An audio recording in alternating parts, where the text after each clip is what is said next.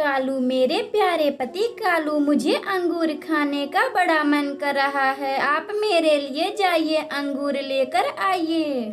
गौरी जी, आपको अंगूर खाना है तो आप खुद ही जाइए, मैं नहीं जाने वाला अंगूर लाने के लिए। कालू जी, सभी जंगल के पक्षी अपनी पत्नी के लिए दाना लाने जाते हैं, आप मेरे लिए इतना नहीं कर सकते। गौरी जी ठीक है, मैं जाऊंगा, आपके लिए अंगूर जरूर लाऊंगा, मगर यह अंगूर कहाँ मिलेगा? कालू जी, आप जाइए, किसी पक्षी से पूछ लीजिएगा कि यह अंगूर कहाँ मिलेगा। कालू कौवा फिर अंगूर लाने निकल जाता है। तभी उसे रास्ते में रानू चिड़िया मिलती है, जो रानू चिड़िया कालू कौवा को रोक लेती है। कालू भैया, आप कहाँ जा रहे हो? रानू चिड़िया, मैं गौरी कवि के लिए अंगूर लाने जा रहा हूँ, मुझे यह अंगूर कहाँ मिलेगा? कालू भैया, मुझे पता है यह अंगूर कहाँ मिलेगा, मगर वहाँ कोई भी पक्षी नहीं जाता है। चिड़िया, क्या तुम्हें पता है यह अंगूर कहाँ मिलेगा? कालू भैया, मुझे अच्छी तरह से पता है, उल्लू सेठ के खेत में यह अंगूर मिलेगा। मगर चिड़िया, क्या हुआ? तुम रुक क्यों गई? बोलो, क्या हुआ? कालू भैया, अगर किसी पक्षी को उल्लू सेठ ने अंगूर चुराता देख लिया तो उसे उस खेत में दौड़ा दौड़ा कर मारता है। रानू चिड़िया, क्या तुम मेरे साथ अंगूर लाने चल सकती हो? कालू भैया, मैं नहीं जाने वाली अंगूर लाने, मुझे नहीं मार खानी है। चिड़िया प्लीज चलो, मेरी पत्नी के लिए एक चोरी नहीं कर सकती? कालू कौवा रानू चिड़िया को बहुत मनाता, तब जाके रानू चिड़िया जाने के लिए तैयार हो जाती है। कालू भैया ठीक है, मैं आपके साथ चलने के लिए तैयार हूँ। रानू चिड़िया और कालू कौवा फिर अंगूर तोड़ने निकल जाते हैं। कालू भैया, मैं वहाँ अंगूर की खेती में नहीं जाने वाली, आप खुद ही जाना। रानू चिड़िया ठीक है, तुम बैठकर यहीं रखवाली करो। कालू कौवा फिर अंगूर तोड़ने चोरी चुपके अंगूर के खेत में जाता है। अरे वाह, इतने पके पके अंगूर, इसे खाकर तो मेरी पत्नी गौरी कभी खुश ही हो जाएगी। कालू कौवा फिर कुछ अंगूर अपने पंखों से तोड़ता है और उसे लेकर रानू चिड़िया के पास आता है। रानू चिड़िया, यह रहा अंगूर, मैं इसे बहुत मुश्किल से चुरा कर लाया हूँ। कालू भैया, आपको कोई देखा तो नहीं? रानू चिड़िया, नहीं, मुझे किसी ने भी नहीं देखा। कालू भैया, जल्दी चलो, हमें घर चलना चाहिए, कोई आता ही होगा, अगर हमें पकड़ लिया तो बहुत मारेगा। कालू कौवा फिर अंगूर लेकर अपनी पत्नी गौरी कवि के पास आता है। गौरी जी, यह रहा अंगूर, मैं आपके लिए बहुत मुश्किल से चुरा कर लाया हूँ। गौरी कवि फिर कुछ अंगूर चख कर देखती है, जो उसे बहुत ही अच्छे लगते हैं। कालू जी, इतने मीठे मीठे अंगूर आप इसे कहाँ से लाए हो? गौरी कवि जी, मैं इसे उल्लू सेठ के खेत में से लाया हूँ, जिसमें वह चिड़िया मेरी बहुत मदद की है। कालू जी, कौन सी चिड़िया आपकी मदद की है? गौरी कवि जी, अपनी पड़ोसन रानू चिड़िया, उसी ने हमारी मदद की है अंगूर चुराने में। इसी तरह कालू कौवा और गौरी कवि खुशी खुशी रहने लगते हैं। प्यारे दोस्तों, अगर आपको यह कहानी अच्छी लगे तो वीडियो को लाइक करें और चैनल को सब्सक्राइब करें और बेल आइकन को दबाना ना भूलें। हमें कमेंट बॉक्स में बताएं कि हमारी कहानी आप लोगों को कैसी लगी। गर्मियों का मौसम चल रहा था। जंगल में सभी पक्षी कच्चे आमों को बीन बीन कर आम का अचार बना रहे थे। मम्मा चिड़िया और गुड़िया कुकू आम का अचार डाल रहे थे। गुड़िया और कुकू, आपको आम का अचार बहुत पसंद है ना? मैं आम का अचार डाल रही हूँ। मम्मा, गुड़िया दीदी पिछली बार सारा आम का अचार खा ली थी और मैं एक भी नहीं पाया था। कुकू अपनी बड़ी बहन से गुड़िया से मजाक कर रहा था। तभी गुड़िया अपने छोटे भाई कुकू से बोलती है, कुकू, तू अपना भूल गया, पिछली बार तुमने अचार के लिए खूब मार खाया था मम्मा से। कुकू और गुड़िया आपस में बातें कर रहे थे। तभी मम्मा चिड़िया को कुछ आमों की जरूरत पड़ जाती है। बच्चों, मैं आम लेने जंगल में जा रही हूँ। आप लोग घर का ख्याल रखना और खिड़की से बाहर मत जाना। इतना बात बोलकर मम्मा चिड़िया घर में ताला लगाकर कच्चे आम को लेने जंगल में जाती है। तभी रास्ते में उसे दुष्ट कालू कौवा दिखाई देता है। कालू कौवा मम्मा चिड़िया से बोलता है, रानू चिड़िया, तुम इतना जल्दी कहाँ जा रही हो? कालू भैया, मैं कच्चे आम लेने जंगल में जा रही हूँ। कच्चे आम? वह क्यों? तुम कच्चे आमों का क्या करोगी? आम पके खाने में तो मजा आता है। कालू भैया, मैं कच्चे आमों का अचार बनाऊंगी। अचार? यह अचार क्या होता है रानू चिड़िया? अचार का नाम तो मैंने आज पहली बार सुन रहा हूँ। कालू भैया, अचार जो खट्टा लगता है वह कच्चे आमों को काटकर बनाया जाता है। रानू चिड़िया का बात सुनकर कालू कौवा को भी अचार खाने का बड़ा मन करता है। वह जल्दी जल्दी उड़ता उड़ता अपनी पत्नी गोरी कवि के पास जाता है। गोरी जी, अचार? यह अचार क्या होता है? मुझे अचार खाने का बड़ा मन कर रहा है। आप भी अचार बनाइए। कालू जी, अचार जो खट्टा लगता है और यह कच्चे आमों को काटकर बनाया जाता है, मगर मुझे अचार बनाने नहीं आता है। गोरी जी, आप क्यों नहीं अपने मायके से अचार बनवा कर लाती हैं? खबरदार, मुझे मायके भेजने के लिए मेरी माँ दहेज दी है। मैं मायके नहीं जाऊंगी। गोरी जी, मेरा यह मतलब नहीं है। कालू जी, अचार खाना है तो क्यों नहीं आप चिड़िया का बना बनाया अचार चुरा लेते हैं। गोरी जी, हाँ, आपने तो मेरी मन की बात छीन ली। क्यों ना मैं चिड़िया का आम का अचार चुरा लेता हूँ। मैं आज रात ही चिड़िया का आम का अचार चुराऊंगा। इसी तरह कालू कौवा और गोरी कवि बातें कर रहे थे। शाम गुजर जाती है। रात को कालू कौवा चिड़िया का अचार चुराने निकल जाता है। अरे अच्छा हुआ, चिड़िया गहरी नींद में सो रही है। जल्दी से चोरी कर लेता हूँ, वरना चिड़िया जग जाएगी। कालू कौवा रानू चिड़िया के घर में आहिस्ता आहिस्ता आता है और कुछ आम का अचार चुरा लेता है। गोरी जी, ये लीजिए अचार, खाकर बताइए कैसा लग रहा है। गोरी कवि थोड़ा सा चिड़िया का बनाया हुआ अचार चख कर देखती है तो उसे बहुत ही अच्छा लगता है। कालू, इतना स्वादिष्ट अचार मैंने तो जिंदगी में कभी खाई नहीं थी। अगली सुबह मम्मा चिड़िया अपने अचार को ना देखकर वह बहुत दुखी हो जाती है। ना जाने किसकी नजर लग गई मेरे आम के अचार पर और वह चोरी भी आज हो गया। मम्मा, आप आम के अचार के लिए चिंतित ना हो, हम आम का अचार फिर से बना सकते हैं। फिर मम्मा चिड़िया आम को इकट्ठा कर कर आम का अचार बनाती है और खुशी खुशी रहने लगती है। अगर आपको यह कहानी अच्छी लगे तो वीडियो को लाइक करें और चैनल को सब्सक्राइब करें और बेल आइकन को दबाना ना भूलें। हमें कमेंट बॉक्स में बताएं कि हमारी कहानी आपको कैसी लगी। गर्मियों का मौसम चल रहा था। सभी पढ़ने वाले पक्षियों का छुट्टी चल रहा था। गोरी कवि का बेटा जग्गू का अभी तक एक भी होमवर्क नहीं हुआ था। रानू चिड़िया, मेरे बेटे जग्गू का अभी तक एक भी होमवर्क नहीं हुआ है। क्या तुम्हारे बेटे कुकू का सारा होमवर्क हो चुका है? गोरी जी, हाँ, मेरा बेटा कुकू सारा होमवर्क कर लिया है। मैंने उसका होमवर्क भी देख ली हूँ। वह सभी होमवर्क साफ सफाई से किया है, एक भी गोजा पोता नहीं किया है। रानू चिड़िया, जग्गू अभी तक घूम ही रहा है, उसे होमवर्क की कोई चिंता उनता नहीं है। क्या तुम मेरे बेटे जग्गू का होमवर्क करवा दोगी? गोरी जी, हाँ, क्यों नहीं। एक पड़ोसन दूसरे पड़ोसन की ही काम आती है। आप जग्गू को अगली सुबह मेरे घर पर भेज देना, मैं उसका सारा होमवर्क भर दूंगी। गोरी कवि फिर अपने घर आती है और अपने बेटे जग्गू को चिड़िया के घर पढ़ने के लिए भेजती हैं। जग्गू, बहुत घूम लिया, अब पढ़ने के लिए रानू आंटी के पास जाओ। मम्मा, मुझे नहीं जाना, मुझे अभी खेलना है। अभी तो 15 दिन की छुट्टियां बची हैं, मैं अपना होमवर्क कर लूंगा। जग्गू, चुपचाप से कल से रानू चिड़िया के घर पे पढ़ने जाना।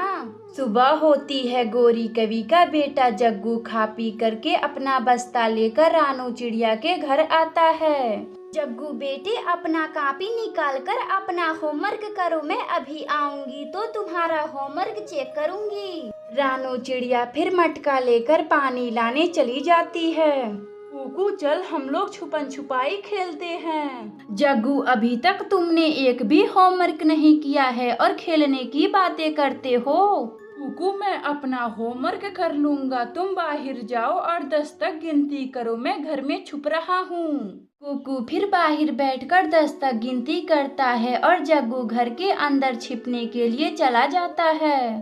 जग्गू अब मैं 10 तक गिनती कर लिया हूँ, अब मैं आ रहा हूँ। जग्गू कौवा चिड़िया के किचन में जाता है और रखे सभी दूधों को पी लेता है। कुकू जब उसे ढूंढने किचन में आता है तो देखकर दंग रह जाता है। जग्गू यह क्या कर रहे हो? मैं मम्मा से बताऊंगा, तुम मेरा किचन का सारा दूध पी गए। कुकू अपनी मम्मा से कुछ मत बोलना वरना मैं तुम्हें बहुत मारूंगा। जग्गू और कुकू में बातों ही बातों में लड़ाई हो जाती है। जग्गू जो कुकू से ज्यादा ताकतवर था वह कुकू को मार पीट देता है और अपना बैग लेकर वहां से चला जाता है। शाम को जब मम्मा चिड़िया अपने घर आती हैं तो कुकू अपनी मम्मा को सारा बात बताता है। मम्मा जग्गू वह बहुत बुरा है, छुपन छुपाई खेलने के बहाने वह किचन का अपना सारा दूध पी गया है। मैंने बोला मैं मम्मा से बताऊंगा तो मुझे बहुत मारा है। कुकू मैं अभी जाकर उसकी खबर लेती हूँ। मम्मा चिड़िया फिर गोरी कवि के पास जाती है। गोरी कवि, जब तुम्हारे बेटे जग्गू का मन नहीं है तो तुम क्यों मेरे पास भेजी पढ़ने के लिए? 2 अक्षर क्या जान गई, अपने आप को बहुत बड़ा टीचर समझ रही हो। मुझे नहीं भेजना अपने बेटे जग्गू को तुम्हारे पास पढ़ने के लिए।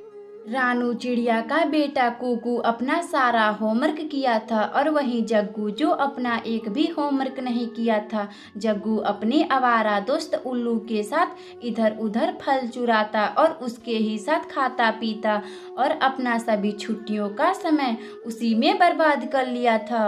कुकू बेटे, आपका सारा होमवर्क हो चुका है, आप कल से ही स्कूल जाएं। सुबह होती है, सभी पक्षी स्कूल जाते हैं। सभी पक्षी ने अपना होमवर्क कर लिया था मगर जग्गू अपना एक भी होमवर्क नहीं किया था। बच्चों लाओ मैं आपका कॉपी चेक कर दूं, एक भी होमवर्क अगर नहीं हुआ होगा तो मैं उसका खूब पिटाई करूंगा। सभी बच्चे अपना होमवर्क की कॉपी कालू टीचर को दे देते हैं मगर जग्गू खामोश होकर बैठा हुआ था। जग्गू क्या हुआ, तुम चुप क्यों हो? तुम्हारा होमवर्क कहाँ है? मास्टर जी मैं होमवर्क नहीं कर पाया, मैं दिन रात अपने आवारा दोस्त के साथ घूमता रहा। कालू टीचर जग्गू की खूब पिटाई करते हैं और स्कूल से निकाल देते हैं। प्यारे दोस्तों, अगर आपको यह कहानी अच्छी लगे तो वीडियो को लाइक करें और चैनल को सब्सक्राइब करें और बेल आइकन को दबाना ना भूलें। हमें कमेंट बॉक्स में बताएं कि हमारी कहानी आपको कैसी लगी। मम्मा चिड़िया के 2 बच्चे थे, बेटे का नाम कुकू और बेटी का गुड़िया नाम था। मम्मा चिड़िया अपने बच्चों को बहुत प्यार करती थी और उनका बहुत ख्याल रखती थी। प्रिया और कुकू, मैं भोजन लाने जा रही हूँ, आप लोग अपना ख्याल रखिएगा और खिड़की के बाहर ना देखिएगा। मम्मा मुझे एक चिप्स का पैकेट लेते आइएगा, मुझे चिप्स खाने का बड़ा मन कर रहा है। मम्मा मुझे भी वही खानी है जो गुड़िया दीदी बोल रही हैं। मम्मा चिड़िया फिर भोजन लाने निकल जाती है। तभी रास्ते में राजू कबूतर मिल जाता है जो भोजन लाने रानू चिड़िया के साथ जाता है। चिड़िया बहन, बरसात का मौसम आने वाला है, हमें बहुत सारा भोजन इकट्ठा करना होगा। कबूतर भैया, हाँ यह बरसात का मौसम बहुत ही भयानक है। यह बरसात का मौसम मेरे बच्चों का पहली बरसात का मौसम है। रानू चिड़िया, बरसात बहुत भयानक है, मेरा घर काफी पुराना हो चुका है, इस बरसात का मौसम में मेरा घर सहन नहीं कर पाएगा, मुझे अभी घर भी बनाना है। हाँ कबूतर भैया, मुझे भी अपना बरसात से पहले घर की मरम्मत करवाना है, मेरा घर भी पुराना हो चुका है। मम्मा चिड़िया भोजन लेकर चिप्स खरीदने के लिए उल्लू सेठ की दुकान पर जाती है। उल्लू सेठ जी, मुझे 2 चिप्स का पैकेट दे दे, यह ले पैसे। उल्लू सेठ फिर रानू चिड़िया को चिप्स का पैकेट दे देता है। मम्मा चिड़िया फिर चिप्स लेकर अपने घर आती है। गुड़िया बेटी और कुकू, यह लो चिप्स, मैं आप दोनों के लिए चिप्स लाई हूँ। दोनों बच्चे चिप्स खाने लगते हैं, लेकिन मम्मा चिड़िया को अपने घर की चिंता सता रही थी। मेरा यह घर बहुत पुराना हो चुका है, मुझे इसका मरम्मत करवाना बहुत जरूरी है, वरना मेरा घर बरसात में टूट ही जाएगा।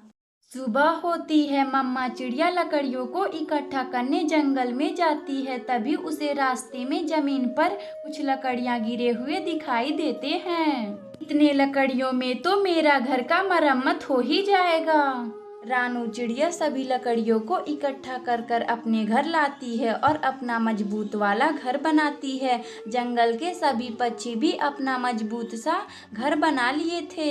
बच्चों, बरसात का मौसम आने वाला है, मैं अपना घर मरम्मत करवा चुकी हूँ। अब यह बरसात का मौसम हमारा कुछ नहीं बिगाड़ पाएगा।